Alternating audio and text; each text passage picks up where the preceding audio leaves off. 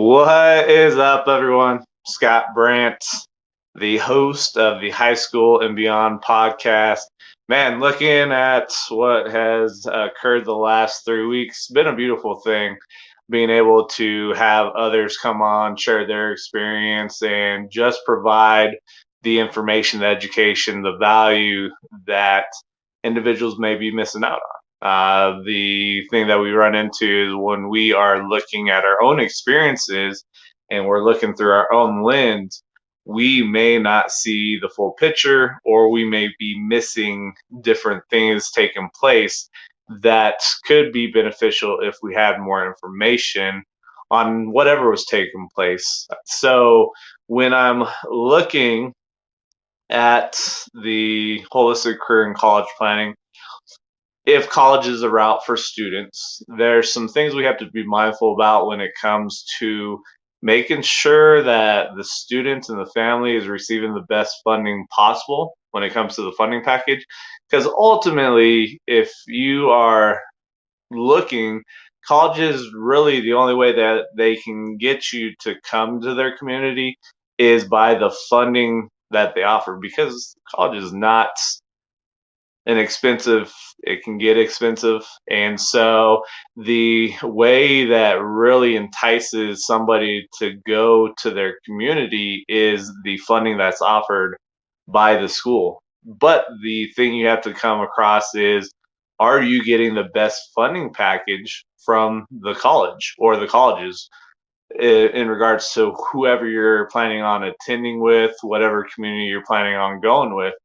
The sad, and I've talked about this, I think, a couple of times. I may have talked about it with Daniel last week, is the fact that the FAFSA, which is the required document to even have the schools open up their vaults to give you money to pay for school, you've got to complete that.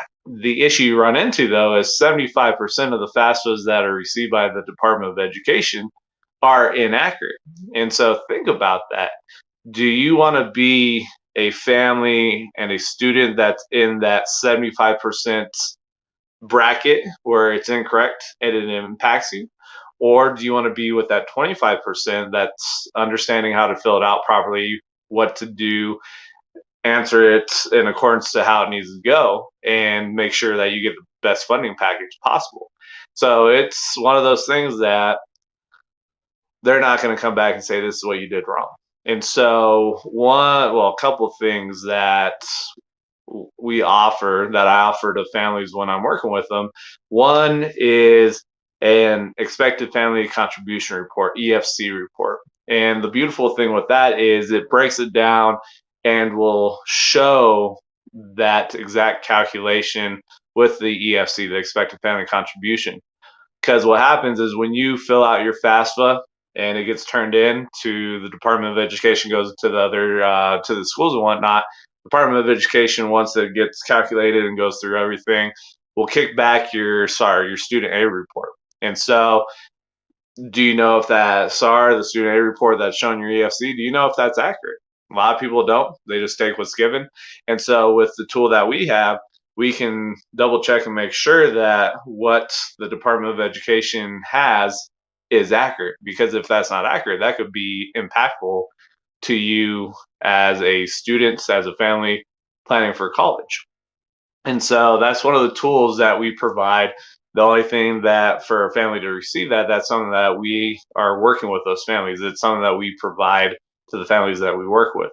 And then the other thing that comes into play is once the funding packages from the schools, and the one thing we have to be mindful about, and I've talked about this before, is when you're applying to colleges, if that is the direction, you need to apply to 6 to 7 schools. That's your leverage as a student and as family, because when the FAFSA is completed, you're putting the schools that you're applying on that information there, and the FAFSA goes to all the schools that you have listed on the documentation. And so that is why you want to do that, because that's your leverage. If you have competing schools and they really want your students, the only way they're really going to get you there is by the funding that's offered. And so that's why you want to look at applying to 6 to 7 schools if college is around. One thing to be mindful about is knowing a school's history of awarded funding makes planning for projected out of pocket costs much easier. So, how do you know the history of the school?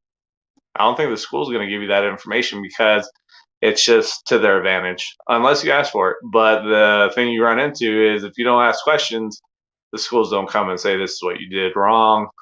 This is the different information in regards to the question that you're asking. But if you don't ask questions, the schools don't say anything.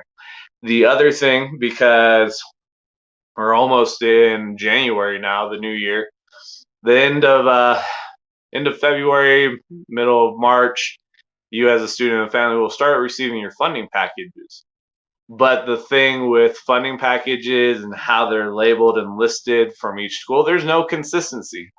So one school could have it listed this way, another school could have it listed differently when it comes to names of the funding, different awards and whatnot. There's no consistency. So you can't, it's hard to look at the funding packages and be like, oh, okay, what's going on here? Because a lot of people will just look at the bottom line and say, okay, that's how much we're receiving to cover the cost of school. But do you know if that's a fair offer, or do you know if you've been lowballed by the school? A lot of times schools are going to lowball you because they are a business, and the more money that they can save to throw at another student, another family, that's going to be beneficial to them because that's an enticing tool. And so that's something to be mindful about considering. And then the other thing you have to be mindful about too is when you start receiving the funding packages, what you want to do is you want to accept everything that the school is giving you. That doesn't mean you're going to take everything. It's just when you accept everything, that locks everything that has been given to your student in place. So the colleges aren't going to take it. But if you go and highlight or annotate what you want to keep and then whatever's not annotated, school's going to take it back. So that could be detrimental because you never know. And so that's one of those things that a lot of people don't realize is when you get the funding package, you need to accept everything. But like I said, it doesn't mean you're going to take everything that's being offered. It just locks it into place. And then what you can do is if you have the ability to appeal the offer that's given by the school, and that's another tool that we have is a template, a letter that can help with the appeal process. When I sit down with families, I help them out with that, give them insights to what's going on to appeal the offer given by the school.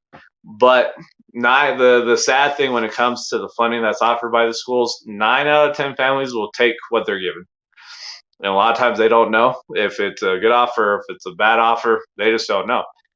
1 out of 10 family will end up appealing, and 90% of those families that do appeal get more money from the schools. The only thing is you have to know how to appeal. And so that's some of that within our tool sets or skill set that I have that I can provide. That's something that I help out with families and allow them to make sure that they're getting treated fairly. Interesting thing that I've seen before on a case study, we had a family that appealed an offer that was from a school. The school came back, amended the offer that was originally given, and what they had done was they took $2,000 from a loan that was being offered. The bad thing is the loans they can schools can play funny math with the numbers because that's their funds, that's their funding, and so they can play funny math with the numbers. But with that appeal, they took $2,000 away from a loan that was being offered to the family, to the student. And remember, a loan you have to pay back.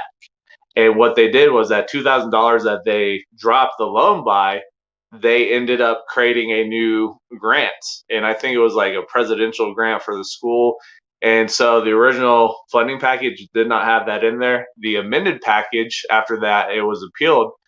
There was an extra $2,000 in free money that is coming from the school that you don't have to worry about paying back. And so those are just different things that a lot of families don't realize. Those are different things that I help assist families to make sure that they are getting the best deal possible and getting treated fairly by the school. The other thing that comes into play is the FAFSA. A lot of families assume that they're not going to get any money from the school, so why even fill out the FAFSA? So an interesting thing, another case study, the family, their EFC was higher than the cost of attendance. So there was no financial need for the family that the school was going to provide. But they completed the FAFSA, and that like I said, that opens up the vault of the school to utilize their money, their money that they have, which is free money to you and as a student. And what they did was they offered this student $10,000 in grant money each year, even though the family didn't have a financial need. The reason that did take place, though, and the student received that type of funding from the school was because they completed the FAFSA. And so that's a sad stat. That's a sad myth that a lot of families fall into the trap with is, oh, I'm not going to get any money, so why even complete the FAFSA? Well, if you don't fill out the FAFSA, there for sure you're not getting anything. But if you fill it out, your student may receive something, but you've got to fill it out. And so, like I said, that's one of the tools, along with the expected family contribution that we offer. We also offer a line by line answer key for the FAFSA. And so it makes the filling out the FAFSA very easy, very simple. We look it over, I look it over, make sure there's nothing that is being annotated that shouldn't be annotated. And the reason I say shouldn't was I had a family that I was working with. They had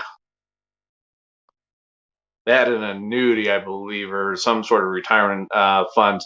And when it goes on the FAFSA, it's asking different questions. It's not clear. And so they had put that information on the FAFSA, which impacted them.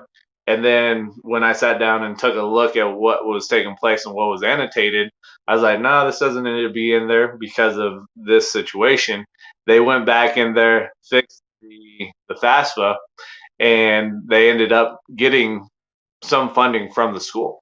But had they not done that, they were in a boat that was heading down the wrong way of the river. So just some different things to think about, some different things to consider, different things that I provide a family that I work with. But it's the tools. Tools make the process so much simpler and smoother. But a lot of times people don't know that these tools are available, or they don't know about the services that are out there. So if you have any questions, you can hit me up in the show notes. There will be the email address that you can send an email, reach out that way. But yeah, I sit down with families, help them out with this process. But like I said, if college isn't the route, I still will work with the student, the family, to help that student make the most informed decision. But it comes down that they've got to make the decision. This is their life. So like I tell people, every decision you make has consequences, good or bad. You just don't know. But it's ultimately, I'm just there as a guiding post, as a mentor, as a springboard, and the student has to make the most informed decision for who they are. So with this, I ask that you share this with somebody else that could benefit from the information that's shared. Share the podcast, get it out, spread it. The more information that people have, the better off we are as an individual to make a well-informed decision. But if we don't share the information, people don't know. So all I ask is to share the video, share the podcast, get it out, help other people out. But other than that, I'll catch you guys later. Appreciate your support. I'll catch you guys next week. All right, peace.